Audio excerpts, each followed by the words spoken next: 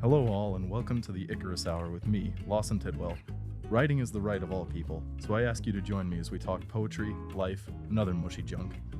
Today we'll be talking about casual poetry, stressful situations, and just about anything else in life that we feel like talking about. And I'm going to be asking this guest a fateful question. Is poetry lame? Get your wings on and let's get waxing together. Today I'm joined by Tyler. How you doing, Tyler? I'm doing great. How are you? Pretty Can't day complain. outside. Yeah. It's actually been nice for the first time in forever, but I'm getting tired of cold flashes, to be honest. Yeah, it feels good to have warm weather again, and you don't have to wear a jacket every single day. Oh, yeah. Because the worst part about spring for me is that, we're in Tennessee, so we still get flash freezes. So Mhm. sneezing your head off while it's cold outside, it's like, come on, man. I know it's the weather is just so it's. There's one day it's either super sunny outside, and then the next day it's 30 degrees outside, pouring rain in. But of So course, if you mention that to anybody, they'll be like, "Oh, it's just like that over here in whatever other southern state." So I I guess know. that's just the way it is. But just to get us started, why don't you tell listeners a little bit about yourself? Hello, everybody. My name is Tyler Rich. I come from a small town known as Ashland City, Tennessee, Cheatham County. Represent. I love sports. I played basketball in high school and I love to talk. I'm super passionate talking in front of groups of people and I've taken a lot of public speaking classes. So I'm used to the format of it. My major dream growing up is to become a sports broadcaster. Just the passion of loving sports, talking about sports. I do the radio here. I'm a color commentator here for the games with Carson Crouch. Shout out to him. Great guy. And we are very successful in the field, and I love it. Oh The yeah. Tennessee Tech has absolutely changed my life, and it gives me new opportunities to be successful and always do what I've always wanted to do in life, and is to be a sports broadcaster. Right. And I think that's a good thing, especially because sports broadcasting, if you're like me and you don't watch terribly many sports besides maybe hockey, it's nice to have someone sort of giving you the rundown of everything that's happening. It Right. sort of helps keep me invested because I'm not much of a sports guy, straight up. But I do have a lot of respect for that as a profession in general. But to sort of quickly pivot, because I know this is probably not the kind of person you are. Have you ever done poetry in your life? I have not. I've read poetry In before. class, presumably. N- Probably more outside of class. Like Really? I will read some music. I consider that a little bit of Oh, it is. poetry because it's Yeah, rhyme no, lyrical scheme. is absolutely a form of Yeah, poetry. I would consider that because I listen to a lot of music, more of that sense. But poetry, absolutely yes, I have looked into it before a Right. little bit. So when you're reading it, have you ever had the thought of, I could do this. This might be kind of fun, or has it just not occurred? A little bit. It inspires me a little bit to make my own, but I'm not the best at it. But it is interesting. Do you have like any form of art that you direct your creative like interests into, or Are you talking more verbal or writing? music, writing, actual drawn art, anything like that? See, for me, I love public speaking, and so my art or something that motivates me is professional wrestling. I love it when people Okay. get in front of a microphone and talk with the utmost confidence because that inspires me to get up in front of confidence. Whenever I do a speech, I before the speech I'll usually listen to a wrestling promo, and it's just the art, the And way the it's energy. formatted, and the energy of the crowd, the people, and it inspires you to be better. It inspires you to look at the audience that you're talking to and just think, man, I want to do this. That's So fair. to me is art. Well, that energy absolutely can be adapted into poetry because I mean, good example. Us being American, the Star Spangled Banner Right. is very near and dear to our country's sort of spiritual heart. And that was written based on the energy of an actual battle, like Hmm. combat warfare battle. So I've always been interested in just how versatile poetry is as an art form because you can direct anything into it. And with that in mind, I'm going to ask you to get out a notepad or anything and write down your first line. It doesn't, we're not going to set a set length for these poems. That's not what I do on the show necessarily, but just every now and again, I'll ask you to write down a line and just tell me whenever you're done. Just any rhyme scheme. Don't matter. It doesn't have to rhyme if you don't want it to. You could write me a shopping list if you want to, really. Okay. I'll try to. I have faith in you. In the interim, I am going to go ahead and prep you up for the next set of questions, if you will. I am going to ask you about the more stressful times in your life. So if you want to go ahead and start thinking about that. Okay.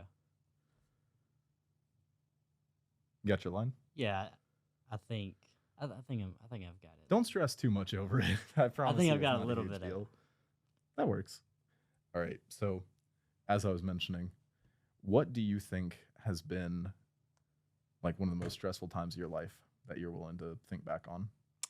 I would say in general, just being out of high school, the Mm. day I remember, and I'm sure you remembered COVID. Like Oh, COVID yeah. was a pivotal moment in my time. Like I couldn't even finish my senior year, and it it forced me to grow up faster, just like that.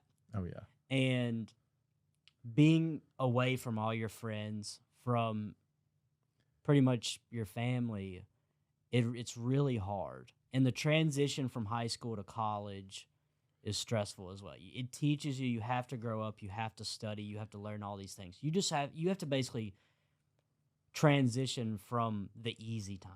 Yeah. The There's easy times of just high school. You don't have to worry about doing your taxes, yeah, paying your there's a lot of bills. things that you take for granted that you suddenly have to start paying attention to. Absolutely. And the times were just easier. You don't have to worry about just things you have to worry about now on a daily basis. Right. And it's stressful when you have to do papers, essays, Yeah. tests. You have to study constantly. And it's just hard. And you have to worry about another thing I would say is you have to I feel like the biggest problem for people is trying for other people that won't try for you. Yeah. Yeah. There's a lot And of unreciprocated goodwill and generosity to be found 'cause on a college campus, I think. when I was in high school, I had a lot of friends. I Right. had a lot of friends. And then the day COVID hit and the day we had a weird graduation, Yeah. wh- it's a lot. All of a sudden, those friends go away. And I feel like people have to learn that. Everybody is not everybody's going to like you. No. Not everybody is going to try to be buddy buddy with you. And it took me years to realize that. Yeah. And that was a hard point in my life because I'm so used to being friends with everybody. Right. And it took me a while to say, hey, I don't care what people think. I'm going to do what's best for me Right. in my career. My career especially, because at the end of the day, that's what motivates me to be better. I want to be better than where I came from, and Right. I want to be better than what I was 2 years ago. That makes sense. It's interesting for me to hear that because I sort of underwent the exact opposite transformation. When I was first coming into high school, I sort of went in with the opinion that absolutely nobody liked me, which, may or may not have been true. It was high school, so it's hard to say. Mhm. But it took, making a few really good friends in high school and sort of, coming to understand myself a little better that I tried to ease myself out of that way of thinking by trying to reframe my thought process into being, what can I see in other people that shows me that they are worthy of being liked and that I'm worthy of being liked by them. That sounds really confusing, but I promise it's more straightforward in my head. And we live in a world now where mental health is a real thing. It is a real thing. People go through it on a daily basis, and you don't realize that when you're in high school. When you're in high No. school, you're trying to be a kid. You're trying to have fun. You're trying to do all these things. And then when you get to college, It It is just real. it hits you like a brick truck. It hits you like a truck. And I had to understand that. And I knew since day one what I wanted to do, but when I was thrown into the mix, it just kind of made you second guess. And this mental health, it's not talked about enough. No, or at least not yet. I definitely think discussions of mental health are on the rise ever since, people can get on their phone, they can Google, why do I do this specific thing that I do? And a lot of times, they'll find medical articles about, hey, this is typically a symptom of, ADHD or depression, other such Hmm. things. And they sort of take that first step to say, maybe I need to find a way to help cope with this because I didn't even know that I had it. I think going back to the topic at hand, I think poetry is a big help with that a lot because it, personal experience when I was maybe halfway through high school or about coming out of it, I started writing poetry because I had seen it in media and I was like, oh, I could do that. And I started noticing that whenever I did it, it sort of felt like a part of the emotion was released. Like I had put it out somewhere that I could remember it, but it wouldn't be stuck in me so hard, you know? Hmm. And that's why I'm always sad when, there's people who either say, "Oh, well, I'm just not artistic enough for poetry," or "Oh, I think poetry is only for, intellectuals, stuff like that." Because I feel like that's a very prevailing sort of opinion on it. That, or obviously the opinion that it's more feminine, or just lame in general. Because that's also, I think, a very prevailing attitude about it. But I am curious as to what you feel about poetry in general. Like, would you ever attempt? Well, you're about to attempt it again because I'm about to Yeah. ask you to write another line. But what do you feel about it in general? You know? I think it is an art form, like you said. It's when the impact that it has, you look at things like Shakespeare, you look at what it's done for not just poetry, but films. Yeah. You see, it is an art form and it is impactful to create a story with words that has meaning to it more than what's on the paper. Right. Because a lot of people forget.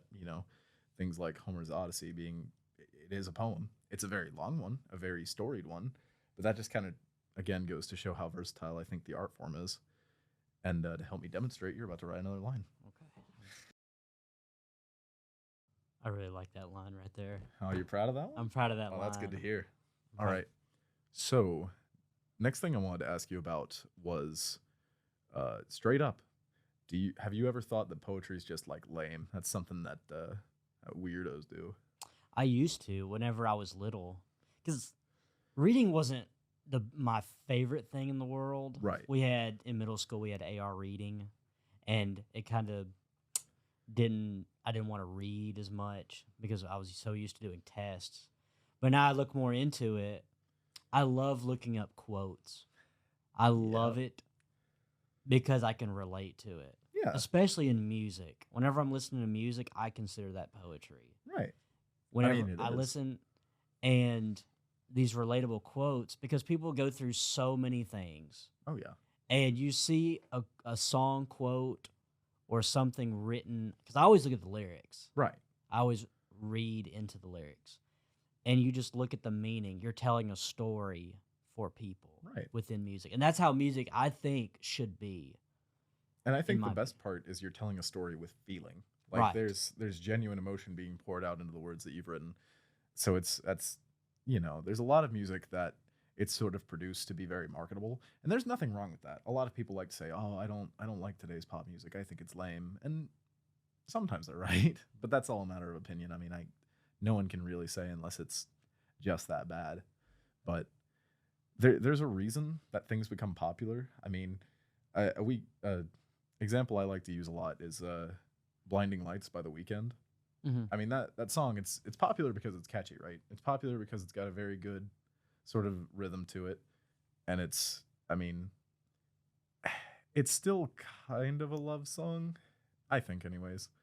But even then, if you look into the lyrics of it, I mean, you can tell it was written with genuine thought and genuine feeling. And I think there's something beautiful in that a lot of people will miss out on, because I do think a lot of people could write beautiful poetry, or Yeah. even just like fun poetry, Yeah. anything.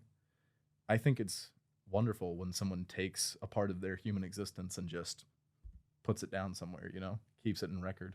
Yeah, I know some people that whenever they have problems, they write it down, and you start to think of poetry that you could apply what's in your mind, because the mind is a powerful thing. Oh, yeah. The we as a society, we don't use all 100% of our brain. Not even as a society, just physiologically. We're not able Physiologically, to. we do not use all of our brain.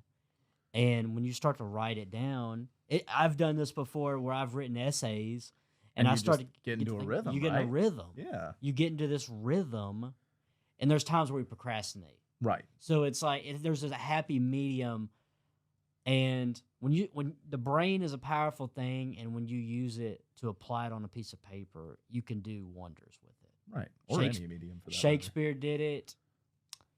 Major music artists have done it. So that to me is art. And not to mention, you bring up Shakespeare a lot, and there's another poet that I keep forgetting. She was a woman, a very I think 1800s was her time frame, but she wrote wonderful poetry, and it's that sort of timeless quality that you can apply to an art, because some music, on account of it involving instrumentation or melody, vocal melody, it's not going to be necessarily timeless, because there will be a time when people say, I used to listen to that, ha ha ha. But with poetry, you can't really apply that unless it just doesn't speak to you anymore, in which case, you're less likely to say, oh, it was silly that I liked that, but more realistic to say, oh, well, I don't resonate with it anymore, Mm-hmm. Because I don't know about you, but, and actually I'll just ask you straight out, is there any form of art that you look at it or you listen to it and just somewhere in you're like, yeah, I think I click with that. I think that makes sense. Even going back to the professional wrestling, like the impact that these wrestlers, or just people speaking in general, I focused on the when I was in advanced public speaking, we focused on the little things. And when people say, like, Oh, or yeah. any of those things, those affect me more. I start to notice those more, Right. because those, what I was taught, are fillers. Right. And when these people get in front of a microphone and speak with so much confidence, it makes me want to believe that. Yeah, because it's coming straight from somewhere they care about. The Because you'll heart. notice people use vocal filler, and I'm guilty of this, so don't hold me to it, but they use vocal filler a lot when they're discussing something that they don't necessarily consider that important, or they're not putting much thought into, sort of almost running on vocal autopilot, right? But when you're talking about something you really care about, you will be very concise in your wording and sort of more passionate in your delivery, Yeah. It's that believability. When I sit there and listen to people talk with just passion, I love passion. You could be totally wrong about something, but if you look like you know what you're talking about, you will get people to notice you. Oh, yeah. I've always learned, Colin Cowherd is what my dad, he shared this with me, that the number one thing you need to learn before being a sports broadcaster, you have to be interesting. Right. And if you can, nobody's gonna want to listen to you when you're reading in front of a microphone, and that's not you. Right. It's not you. You want to speak with your heart. Right. You want to speak with that passion, that drive. You want it to come The from somewhere you charisma. care about. Yeah, and you want to look like you're born for this. Yeah. In my opinion, I am born to be a sports broadcaster. It comes from the heart. I am passionate about it. I am ready for it. I'm ready for the challenge. And when I look at poetry in this aspect, it is an art form. And if you can not only write it down on words, but say it like you really mean it, that is the drive and the motive that I inspire to be. I see. So you're definitely more into the sort of epic. This is me. This is what I Yes, have written. This is what absolutely, I this want is you to me. hear. And I think there's a lot of power behind that. So I'm going to ask you to write your next line. Alrighty.